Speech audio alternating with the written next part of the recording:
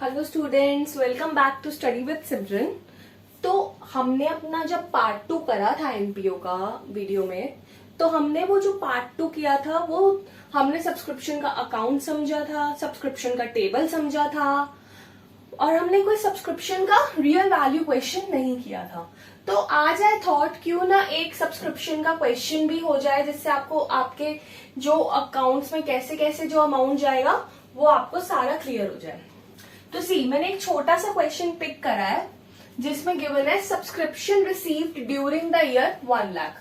1 लाख की सब्सक्रिप्शन हमें रिसीव हुई है, ठीक है, ड्यूरिंग द ईयर। मान लो हम अगर 2020 फाइनेंशियल ईयर की बात कर रहे हैं तो 2020 फाइनेंशियल ईयर में हमें 1 लाख की सब्सक्रिप्शन रिसीव हुई है। अब जब ये 1 लाख की सब्सक्रिप्शन रिसीव हुई है, ये अमाउंट हमारे पास है, ये लास्ट ईयर के अमाउंट हमारे पास है, इस साल के एंड के अमाउंट हमारे पास है। तो जो ये सब्सक्रिप्शन आउटस्टैंडिंग 2019 का है, तो हम इसको लेंगे सब्सक्रिप्शन आउटस्टैंडिंग बिगनिंग। जो ये सब्सक्रिप्शन रिसीव्ड इन एडवांस 2019 का है, हम इसको लेंगे subscription received in advance in beginning. और ये सब्सक्रिप्शन आउटस्टैंडिंग इन बिगनिंग 2020 का 50,000 जो ये है, इसको हम लेंगे सब्सक्रिप्शन आउटस्टैंडिंग इन एंड, और ये भी एडवांस इन एंड। ठीक है, तो आपको ये चारों चीजें क्लियर हो गई होंगी। हमने लास्ट टाइम जब वीडियो में करा था कोई अकाउंट, तो हमने देखा था जो बिगिनिंग का सब्सक्रिप्शन आता है वो यहां आता है, एंडिंग का जो सब्सक्रिप्शन आउटस्टैंडिंग होता है वो यहां आता है, जो बिगिनिंग का एडवांस होता है वो यहां आता है, और जो एंडिंग का एडवांस होता है वो यहां आता है। तो let's move forward with this question. तो अगर आप देखो तो सब्सक्रिप्शन आउटस्टैंडिंग बिगिनिंग हमें दे रखी है 30,000, तो मैंने 30,000 यहां नोट डाउन कर लिया।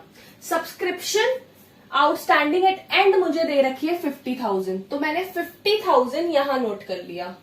ठीक है, अब मुझे subscription received in advance and beginning they रखी है 30,000, वो अमाउंट मेरा यहां गया, और मेरा subscription received in advance and and at 20,000, वो अमाउंट मेरा यहां आया।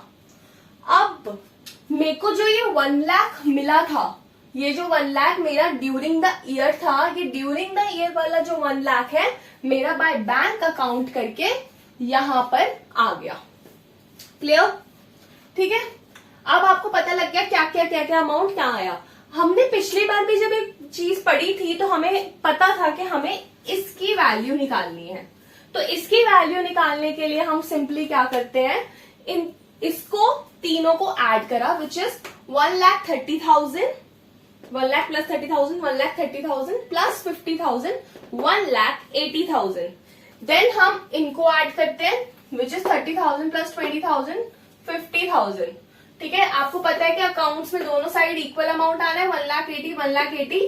तो उस 1,80,000 में से मैं 50,000 जो इधर का अमाउंट है वो माइनस कर दूंगी, और जब वो अमाउंट मैं माइनस करूंगी तो मेरा 1,30,000 इस साल के इनकम एंड एक्सपेंडिचर अकाउंट की बैलेंसिंग फिगर आ जाएगी, जो मैंने यहां पर एक छोटा सा एक्सपेंडिचर इनकम अकाउंट बनाया है, उसमें दिखाया भी है कि बाय सब्सक्रिप्शन, आपको पता है सब्सक्रिप्शन हमारी क्या है, इनकम है एनपीओ की। जो चीज हमारी इनकम होती है वो हमारी क्रेडिट साइड जाती है इनकम अकाउंट में, तो ये 1,30,000 भी इसी साइड जाएंगे।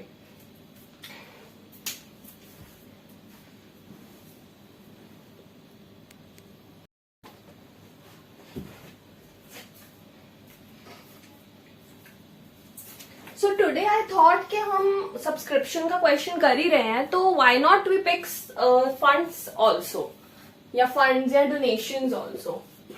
तो आपको याद होगा कि मैंने उस दिन आपको बताया था कि there is a specific donations और जनरल डोनेशंस।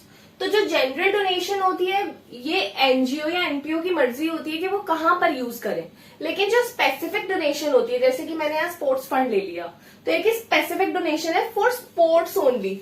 ये एनजीओ को, एनपीओ को या क्लब को सिर्फ स्पोर्ट्स पे ही खर्च करना होता है। तो आज इसकी फिगर, कितना ये आइटम यूज हुआ है, कितना हमारे पास पैसा वापस बच गया है उस डोनेशन में से, इसके लिए भी हमारा एक अकाउंट बनता है जिसको हम कहते हैं स्पोर्ट्स फंड अकाउंट। जैसे सिंपल अकाउंट्स बनते हैं वैसे ही अकाउंट बनेगा।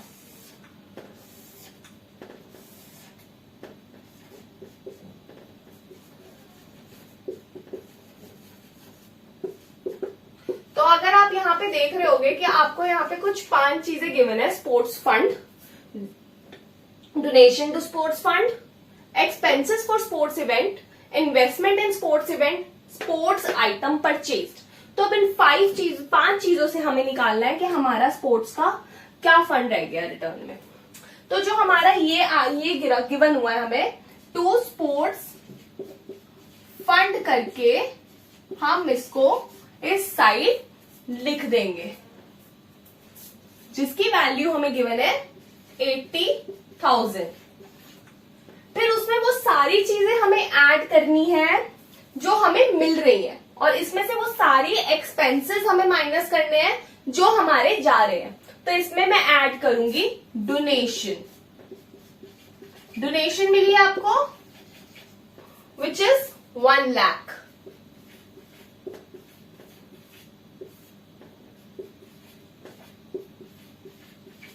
अब इस 1 लाख में से आपको दिख रहा है यहाँ पे एक्सपेंसेस फॉर स्पोर्ट्स इवेंट, आपने स्पोर्ट्स इवेंट के कुछ एक्सपेंसेस करे हैं, तो वो एक्सपेंसेस इसमें से सब्ट्रैक्ट हो जाएंगे।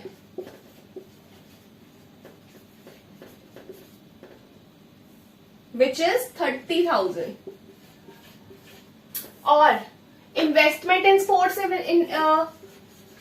फंड, तो वो इन्वेस्टमेंट इधर आ जाती है which is 40,000। Sports item purchase, अब आपने आइटम्स खरीदे हैं तो वो भी इधर।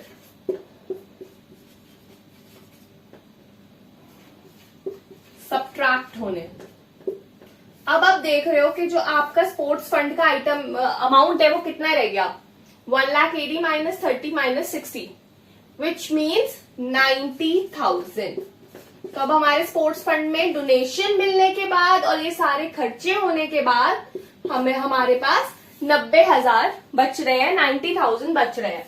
तो स्पोर्ट्स फंड हो, बिल्डिंग फंड हो, मेडिसिन फंड हो, कुछ भी हो, हमें सारे अकाउंट्स ऐसे ही बनाने हैं। अब हम अपनी नेक्स्ट वीडियो में इसके बड़े क्वेश्चंस कैसे होने वाले हैं, हम इसके पूरे बड़े क्वेश्चंस कैसे सॉल्व करेंगे वो जानेंगे।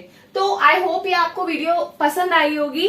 If you like this video तो please like, comment, share and subscribe to my channel which is Study with Simran. Thank you.